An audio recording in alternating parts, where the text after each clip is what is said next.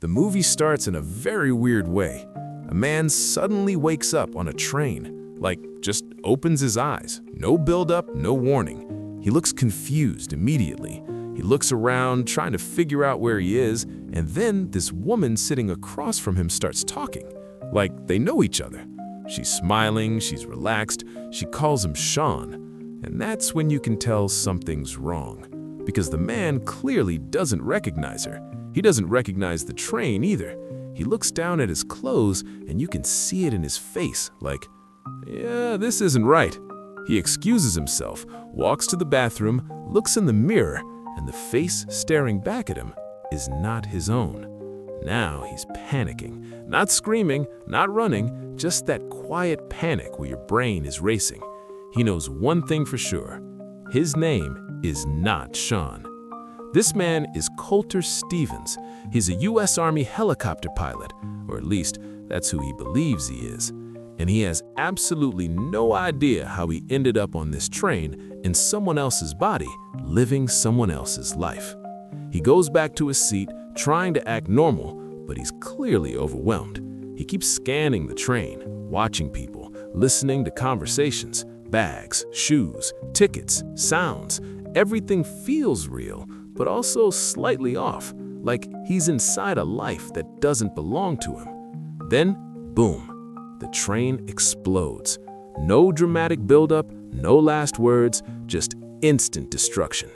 And then, Colter wakes up again. This time, he's not on a train. He's inside this dark, cramped metal capsule. He can barely move. He's strapped in. Screens flicker on and a woman starts talking to him through a monitor. Her name is Captain Goodwin. She tells him to calm down, to focus, and to answer her questions.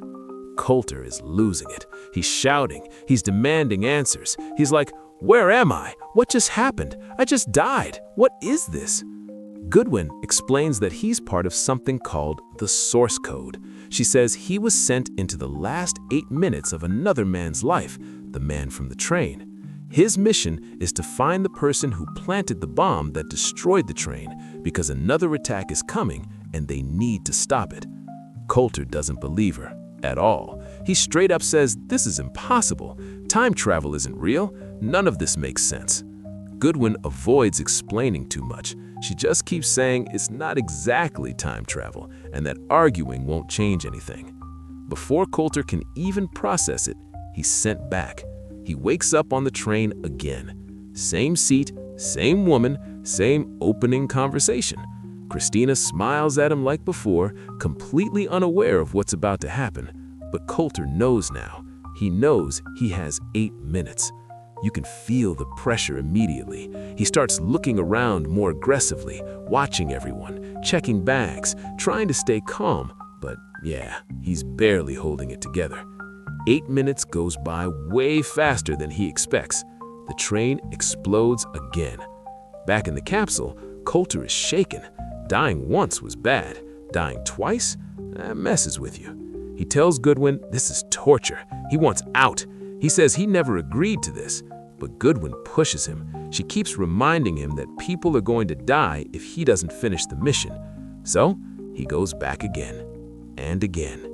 Each time he returns to the train, he changes his approach. Sometimes he tries to act normal. Sometimes he questions people directly. Sometimes he just observes. He starts noticing patterns, things that repeat exactly unless he interferes.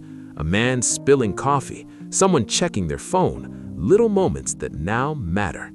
Colter is racing against the clock every single time. 8 minutes sounds like a lot, but it's really not. He keeps getting it wrong. He accuses the wrong people. He follows bad leads. He dies over and over again. And in the middle of all this, Christina starts to matter. She listens to him. She treats him like a real person. Even when he sounds crazy, she doesn't completely shut him down. And that gets to Colter because she feels real. Her fear feels real. Her reactions feel real. And it makes it harder every time he's told that none of this actually matters. Back in the capsule, Colter starts asking questions that make Goodwin uncomfortable. What happens to him when the mission is over? Can he go back to his real life? Why does his body feel so wrong? Eventually, he's allowed to speak to the man in charge, Dr. Rutledge. Rutledge explains everything very coldly. He tells Colter that the man on the train is already dead.